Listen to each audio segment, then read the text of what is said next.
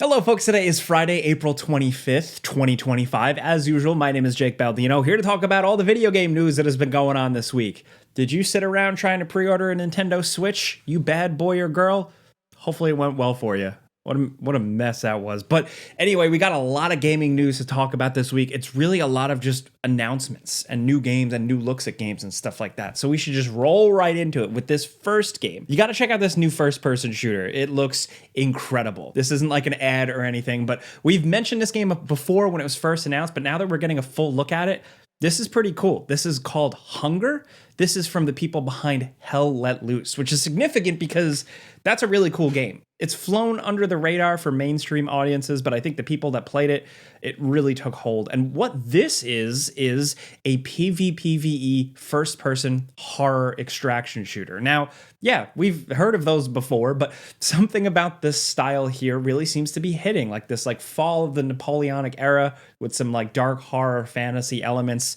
Seems like it's potentially good. And again, the fact that the Hell Let Loose people are on this, I think this has a lot of potential. It's also very different from Hell Let Loose. So I just like seeing a studio kind of spread their wings and try different creative things. What we know right now is that this is coming to early access at some point in 2025. Don't know for sure, but the trailer is really cool. And everything I talk about this week, all the news, all that stuff is all linked down in the description below if you want to check it out. But like I said, the gameplay, the reveals and stuff, it just keeps coming. So Subnautica 2 got essentially a development diary breaking down some stuff, how the game is going. But in that, there is a little bit of first gameplay for Subnautica 2, if you were curious. It certainly looks like Subnautica, but the good news here is that it is apparently coming to early access later in 2025. And it's rapid fire, I swear to God, getting caught up. Ghost of Yotei got a new trailer, highlighting a little bit more about what the game is about. This character is setting out for revenge, where it seems like her family is killed at a young age, and now she's going around with a list of 6 dudes with cool masks that she has to murder. Something we've seen and kind of done in other games, but I'm hoping with like Sucker Punch's storytelling, they really nail it here. We also got to look at like new weapons, a much bigger world, and there might be kind of like a time travel mechanic or like a perspective shift mechanic where you can go back into like flashback mode instantly. That's potentially really cool because I thought Ghost of Tsushima, some of the best sequences in that game were just like the really beautiful and cool flashback story moments. I still have a lot of questions with this one, and it's going to be hard to top because I just really love Jin Sakai's story. But we do have a release date now, October 2nd, 2025. So there you have it. This is like one of the first big fall game releases officially committing and putting itself on the calendar when we still don't know where GTA 6 is going to land. All these development studios are still kind of playing it safe with their release dates. Also, something I really didn't expect, or honestly, I totally forgot about, The Division 2. Big new update, Year 7, Battle for Brooklyn. We got a full breakdown of this, and the Brooklyn environment just looks really cool because it's essentially The Division kind of going back to what it originally was. I say this because I'm not a live service player or multiplayer guy or anything, but The Division did really get its hooks in me for a while. So this is going to feature, I believe, Brooklyn Heights and Dumbo, and it looks cool. They know how to build these worlds. So if you're interested in that, apparently this is releasing May 27th. Hey, now before we keep going, let's talk about the sponsor of this video. Here in New York, spring is in full swing and it's been wet and wild. Can I say that? But thankfully, the sponsor of this video, Vessi, has had me covered, specifically because of their footwear. Comfy, dependable, stylish, all different shapes, styles, and colors.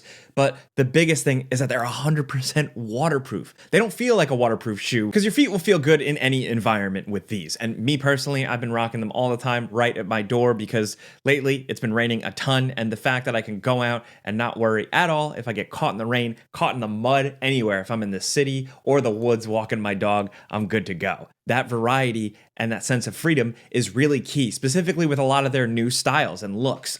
Of course, you got to check out these Stormburst high tops. I got a fresh pair right here, thicker soles, nice stretchy sock style thing to put your foot in. But also, they're always offering really cool colorways that you can jump on. And if you're looking for something a little bit more low-key, casual, good for any occasion, check out the Vessi Weekend as well. These have been my backyard shoes, but also my travel shoes. So check them out. Like I said, variety of different shapes, colors, colors, sizes for all types of people, all types of situations, work and fun. So take on every day with the Vessi waterproof sneakers and anything else they offer. All you got to do is click the link in the description down below or head to vessi.com/gameranks. When you're there, you get 15% off your first pair at checkout, and then you get that waterproof freedom. So again, that's vessi.com/gameranks, and when you're there, you get 15% off your first pair at checkout. But stay dry, my friends, and let's get back to the news. Also, I mentioned it at the end of the show last week, but Star Wars Celebration went down over the weekend. Also, side note, 20th anniversary, Revenge of the Sith. I'm really excited. I'm going to the movies this weekend to see it. Excited to see it on the big screen again. Anyway, I'm not allowed to talk about Star Wars on the internet. It's literally illegal. But in terms of games, I can. Star Wars Zero Company has now officially been revealed. So this is a new game from a studio kind of built up with a lot of XCOM people on it. So a lot of XCOM people are helming at this. Respawn is helping publish it and work on it. And it is very much Star Wars, Clone Wars era XCOM. You're going to be able to like customize and create one of the characters and lead a team of like a clone trooper, a Jedi, an Umbaran, like a lot of cool Star Wars stuff here potentially. And there's always room for more XCOM style games. So we'll just wait to see how it goes. And when we hear more, we'll let you know. Next up, it's been a busy week in terms of game releases and stuff. There was a lot. So thank you if you've watched our before you buy videos on a lot of these. We've been working quite a bit. The first game release this week, the shadow drop, the surprise drop, the worst kept secret. We've talked about the leaks forever. Elder Scrolls Oblivion Remastered is now officially a thing on all the platforms. We've been playing it, and the verdict is that it's a pretty damn good remaster. I have a couple of little complaints with the visuals here and there, but some mods are fixing that. Really, there's little improvements here and there, tiny tweaks to the combat, tiny tweaks to the leveling, but ultimately it is still very much Oblivion, and I'm excited for a lot of people to experience it for the first time. It's kind of like a mini new Elder Scrolls release for people who never played it. There's a lot of game here, all the DLC and stuff. We've been having a lot of fun playing through it. I'm a little disappointed with the performance, some PC issues, but also me playing on PS5 Pro, frame rate out in the open world does drop a little bit here and there. Nothing devastating, but still, I was expecting a little more because they are charging money for this. But otherwise, I say all this, like, long story short, because like I am a lover of Oblivion. I started with Morrowind, but Oblivion was when I like truly became really obsessed. There was a lot of hype around that game, so to have it out in the world again is good. But I'm still keeping my eye on the Skyblivion project. I've talked about this one quite a bit. This is the fan project to rebuild Oblivion in Skyrim's engine. That's still going strong, so yeah, don't forget about that. But if you want to see our before you buy for Oblivion, all that stuff, everything I talk about, like I said, linked down there. The other thing I've been playing that I absolutely love is Expedition 33. It is definitely going to be in Game of the Year conversations, myself specifically. Maybe not number one, but definitely in my top 5, at least so far. It's early in the year, but this is a really, really awesome game. It's from a new studio, a small studio. It's a single-player adventure. It's a new game. It's not a sequel to anything. It's not a remake. It's just its own cool thing.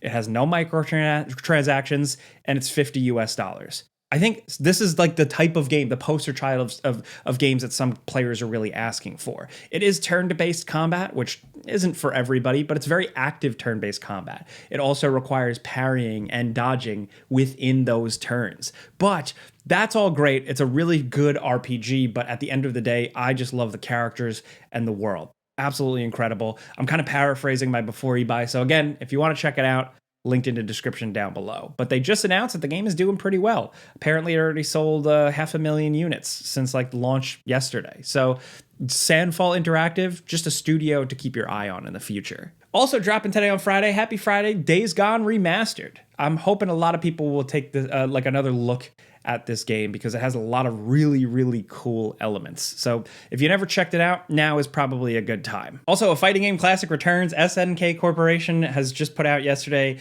Fatal Fury City of the Wolves. And so far, on Steam at least, it seems very positive. The reception is pretty good. So yeah, there you go if you're looking for something like that. And some other news, some bummer news. Insider Gaming is reporting that a Blade Runner game was in the works, but it was canceled. Yeah, apparently Supermassive Game was working on a Blade Runner game set in 2065 where you play as a Blade Runner, and it was going to be very much like one of their types of games, like one of those cinematic style games, like, you know, an Until Dawn or Dark Pictures anthology. And I don't think Supermassive Games would have been my first choice to make a Blade Runner game, but still, I think this could have been really cool. And if this was really a thing, like the rumors suggest, it sucks that it was canceled. I think Blade Runner could use something. Blade Runner had a legendary game back in the day, and there's just so much opportunity for creating cool stuff within that world. So at the very least, if this was canceled, I hope it still means that like the movie studio and whoever owns Blade Runner is still interested in pursuing Blade Runner video game adventures in the future. Fingers crossed. All right, enough bummer news. Another interesting announcement I didn't expect is Frostpunk is back. Frostpunk 1886. This is something I didn't see coming, but essentially it's a rebuilding, a re-release of the first game in Unreal Engine 5. A bunch of new bells and whistles, a bunch of new features, a whole new purpose path, official mod support, and I think this is good. I liked Frostpunk 2, but it was different. It tried different things. I still like the first game more, so I'm glad that they're kind of like giving some new life, breathing some new life into the first game, even though I didn't expect it. Kind of a weird choice. I still think it's good on its own, but yeah, it seems like it might be a big undertaking for them. Like they're putting a lot into it because it's apparently coming 2027. That's at least what the YouTube trailer description says. It's a while from now, man. Also, the release of this game is like just around the corner. It is a May game, but Doom: The Dark Ages did get a new gameplay trailer, just detailing a lot of stuff, some more information about the game if you're curious. I like kind of going in blind, so I didn't watch this whole thing. At this point, I'm sold. I really like Doom, so yeah. But last up in entertainment news, if you're looking for something to do this weekend, the Until Dawn movie is in theaters. I completely forgot about this. It seems like it's getting some middling reviews. The idea behind it is kind of weird, but yeah. Anyway, an Until Dawn movie exists. But what also seems like it's going to exist soon is a split fiction movie. Yes, we've talked in the past about how the rights got picked up for that pretty quickly, as well as for It Takes Two, their other game.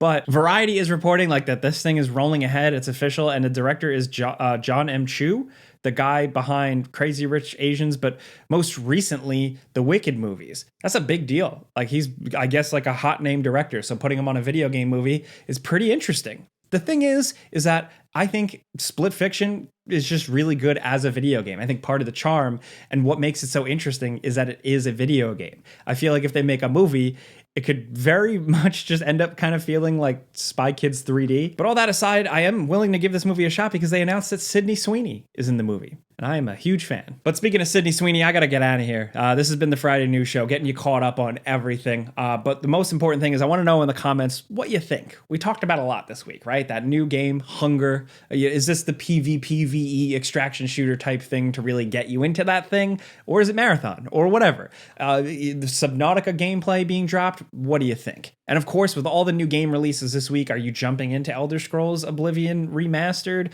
or Expedition 33? Or are you still catching up on other stuff? I mean, Indiana Jones came out on PlayStation last week. There's a lot. So let us know what you're playing. Of course, there's going to be a pinned comment asking what you're playing. We'd love for you to drop in what you are playing because for research purposes, we like to know what games you guys are playing so we can kind of tailor our videos and our top 10s to you a little bit. But let's talk about anything. Let me know what you expect from a split fiction movie, anything at all. We'll be down in the comments as much as possible, but things get a little crazy. So of course, if you want to yell at me directly, you can find me everywhere. Just search Jake Baldino, YouTube, social media, anywhere. But thank you for coming around here. I appreciate it. We get you caught up on the news every Friday. I'm always here for you. Clicking the like button helps us. If you get it, we appreciate that. Thank you. But all I ask now is that you have a great weekend. Be safe. I'm off to see a Star Wars. Pizza's on me.